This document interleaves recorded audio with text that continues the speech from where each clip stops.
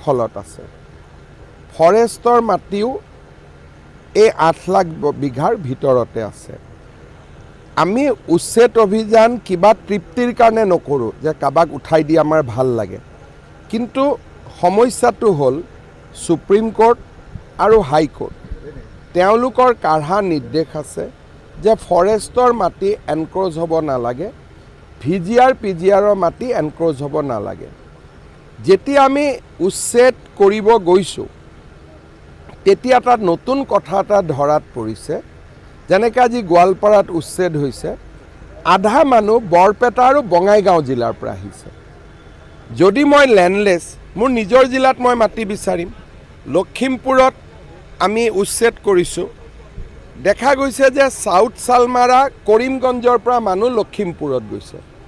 আৰু গৰুখুটিত যেতিয়া উচ্ছেদ হৈছিল আপোনালোকে দেখিছিলে যে ইয়াৰ পৰা বহুত মানুহ ছয়গাঁও বকোলৈকে গুচি গৈছিলে। তাৰ মানে এই মানুহবিলাকে বেলেগ বেলেগ জিলাত কিয় আহে? আৰু সংখ্যাগৰিষ্ঠ মানুহ থকা সমষ্টিখিনিলৈ আহে। ইয়াৰ ওপৰত এটা নিশ্চিতভাৱে ষ্টাডি হ'ব লাগে যে এই মানুহখিনি দৰিদ্ৰতাৰ কাৰণে আনে নে কোনোবাই ভোটৰ কাৰণে আমাৰ সংখ্যাগৰিষ্ঠ মানুহ থকা সমষ্টিবিলাকত অসমীয়া মানুহক সংখ্যালঘিষ্ঠ কৰিবৰ কাৰণে কোনোবাই ইয়াত লৈ আহে।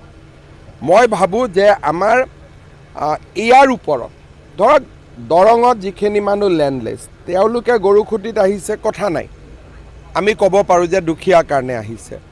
আজি গোৱালপাৰা মানুহ পাইকানত বহিছে, বহাটো ভাল হওক বেয়া হওক আমি বুজিব পাৰোঁ যে ঠিক আছে দৰিদ্ৰতাৰ কাৰণে আহিছে। কিন্তু চাউথ চালমাৰা, মানকাছাৰ, বৰপেটা, কৰিমগঞ্জ, এতিয়া শ্ৰীভূমি, এই জিলাবিলাকৰ পৰা উজনি আৰু উত্তৰ অসমত কিয় মানুহ আহিছে? আজি গোলাঘাটৰ এটা সৰু পথাৰ বুলি সমষ্টি আছে, তাত আপোনালোকে দেখি আচৰিত হ'ব যে নগাঁৱৰ ঢিং ৰূপহীৰ পৰা অজস্ৰ মানুহ উৰিয়াম ঘাটলৈকে গৈছে আৰু সমষ্টিটোৰ জনগাঁথনিৰ সামঞ্জস্য ভাঙি দিছে।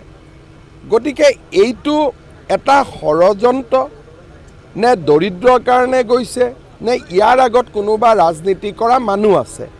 এই কথাবোৰ তদন্ত কৰিব লাগে আৰু এই কথাবিলাক আমি দূৰলৈকে গৈ চাব লাগে। নহয়, নদী নহয়, চাওক, নদীয়ে যদি ভাঙে তেতিয়াহ'লে নদী ভাঙা জিলাখনৰ চৰকাৰী মাটিত বহিব, লখিমপুৰ কিয় যাব? আৰু 7 ঘৰ 8 ঘৰ 17 ঘৰ 20 ঘৰ এনেকৈ কিয় যাব? এটা পেটাৰ্ণ থাকে। আৰু নদী ভাঙা মানুহে যেতিয়া জিলা উপায়ুক্তক কপুলাৰ দিয়ে যে মোৰ মাটি নাই, লেণ্ডলেছ, তেতিয়া জিলা উপায়ুক্ত আমি চৰতে বহুৱাই দিম নহয়। চৰতটো হাজাৰ হাজাৰ বিঘা মাতব্বৰে লৈ আছে। আজি যদি লেণ্ডলেছ মানুহ কোনোবা আছে আৰু মানুহজনে যদি প্ৰমাণ কৰে যে মই এইখন চৰতে আছোঁ আৰু মই 1971 চনৰ আগত অহা মানুহ, আমি চৰকাৰে চৰতে মাটি দি দিম। আমাৰ সমস্যাটো হ'ল যে 200-300 কিলোমিটাৰ আগবাঢ়ি হিন্দু বা অসমীয়া মুছলমান থকা সমষ্টিবিলাকত আপোনালোক কিয় আহি সোমাই যায়? সমস্যাটো তাৰ পৰা। তাৰ ফলত আমাৰ মানুহেও নিৰাপত্তাহীনতাত ভুগিব আৰম্ভ কৰে। সেইকাৰণে মই ভাবোঁ যে বিষয়টো অকল এভিকশ্যন নহয়, এভিকশ্যনৰ লগত আমাক সংখ্যালঘিষ্ঠ কৰা এটা নিশ্চিতভাৱে ষড়যন্ত্ৰও লুকাই আছে। এইটোতো বসুন্ধৰাততো সকলো ভূমিহীন খিলঞ্জীয়াই পালে আৰু বাকী নায়েই। আৰু কেইলাখমান মানুহ আছে যোন NC ভিলেজত আছে। বাকীটো বসুন্ধৰা 3 শেষ হৈ যোৱাৰ পিছত ভূমিহীন খিলঞ্জীয়া মানুহ আৰু নাথাকিব, যিটো চৰকাৰী আইনমতে পাব পাৰে, সকলোৱে পাই যাব এতিয়া।